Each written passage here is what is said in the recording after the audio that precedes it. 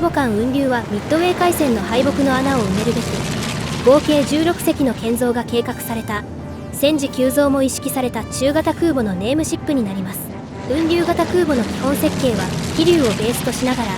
戦訓を踏まえて設計の改正が行われており、新型艦載機の運用能力も確保していました。今回は雲龍型空母のことがざっくりとわかる 4K 動画をお届けいたしますが、雲龍型も姉妹艦で艦用に差があるため、長尺解説動画は姉妹艦たちの完成まで今しばらくお待ちいただければと思います。さて、雲龍型空母の全長は 227.35 メートル、基準排水量は 17,150 トンほどで、どちらも飛龍と同等です。雲龍型空母は、飛龍で問題となった艦橋の位置を双龍と同じく右舷に戻した上で、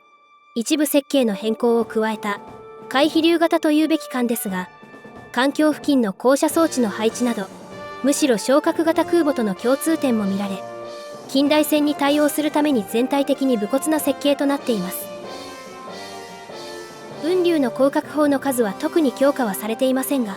25ミリ機銃の総数は飛龍の31門から39門に増強されており、竣工後に噴進砲を合計6機設置しています。ただ、船のスペースの都合からか、機銃射撃装置は艦橋付近の飛び出た位置に配置されており、これは雲龍型にしか見られない独特な姿になっています。機銃射撃装置は複数の機銃を遠隔で操作するもので、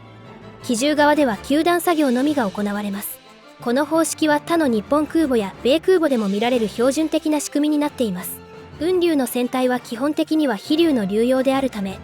2つの艦はよく似ていますが、飛龍には多数あった機関用の吸気トランクが、雲龍では大きく減らされているのがわかります。船外の吸気トランクはダメージコントロールに不都合があったため、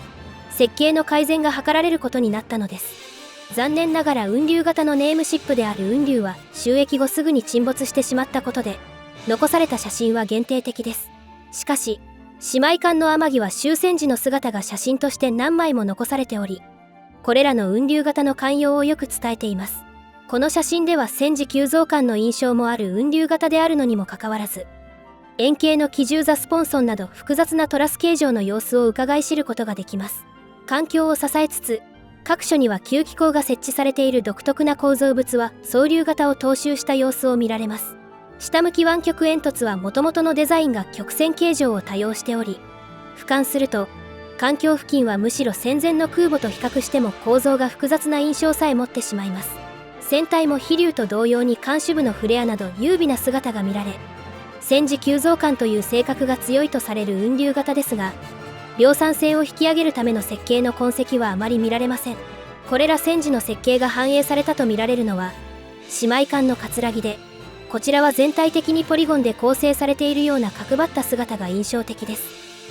さて、雲龍型空母のルーツは、戦前の艦船建造計画である丸5計画にまで遡り、丸5計画では2隻の解体砲型とともに、1隻は費用型とした名称の中型空母の建造計画が存在し、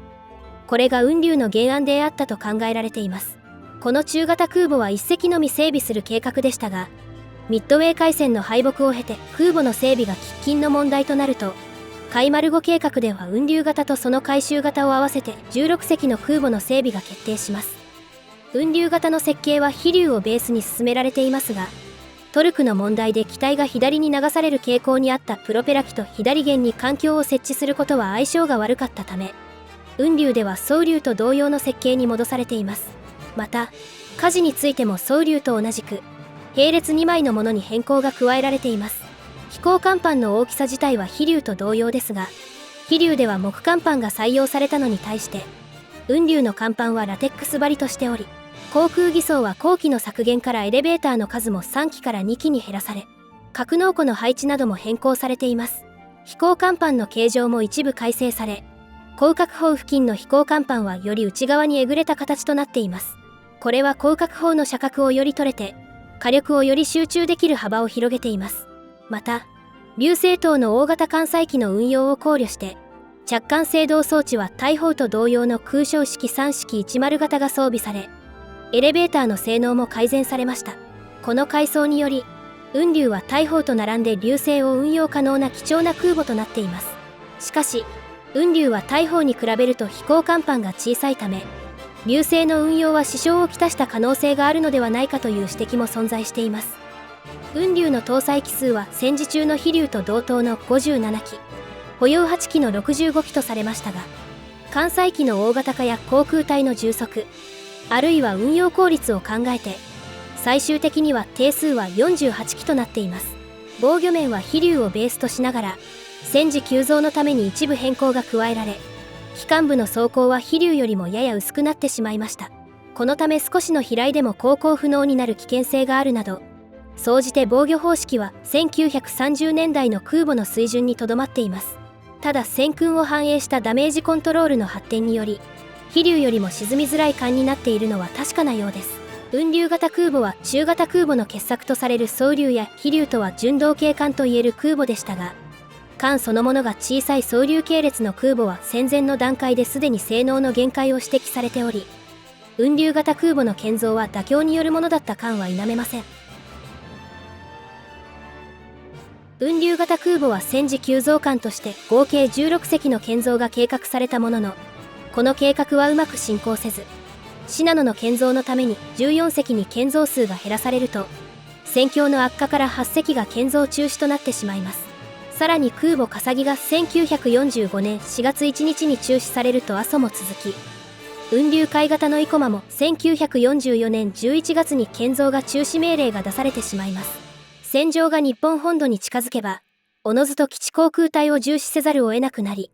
そもそも空母を必要とする状況ではなくなってしまったのです。そのため空母として竣工したのは、雲龍、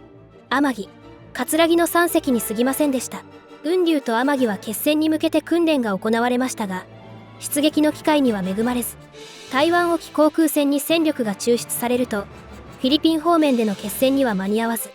日本の機動部隊再建の望みは絶たれることになります。1944年12月には、ようやく雲龍の作戦参加の機会が検討されたものの、この陣務作戦は空母による特攻であり、生還の見込みは薄い作戦でした。そして、陣務作戦の実施も断念されると、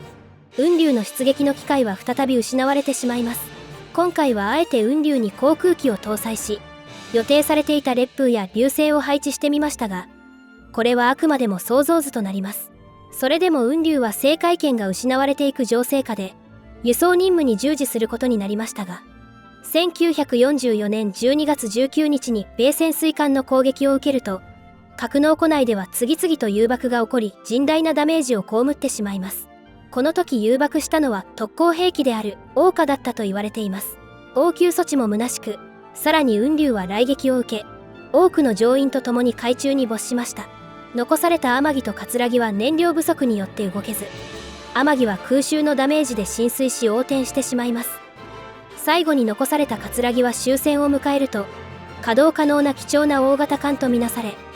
戦後は福音戦として用いられることになります。そして、葛城は多くの将兵を日本本土へ送り届けた後、